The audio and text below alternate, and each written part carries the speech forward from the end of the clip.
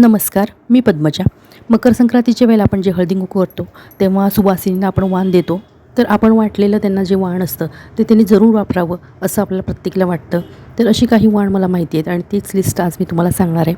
आणि आणि ही वाण सुवासिनींना आवडणारही, त्या यूजही करणार आणि आपल्याला भरभरून आशीर्वादही मिळणार. तर लग्न झालेलं असेल नवीनच, तर हळदी-कुंकू किंवा पर्स किंवा चहापूड, मग हे आपल्याला हव्या त्या बजेटनुसार वगैरे पॅकेट करून देता येतात. तिळाचं तर दान अवश्य करावं. नारळ हे श्रीफळ आपण ओटीमध्ये भरतो सुवासिनींच्या. आता इथं फळं अनेक दिसत असतील, तर त्यातलं एखादं फळ आपण देऊ शकतो. शॅम्पू वगैरे हा जरी ब्रँड वापरत नसेल, तर मी आपला हा उदाहरण म्हणून दिला, तर तो क्लिनिंगसाठी ती वापरतील जर वापरत नसतील.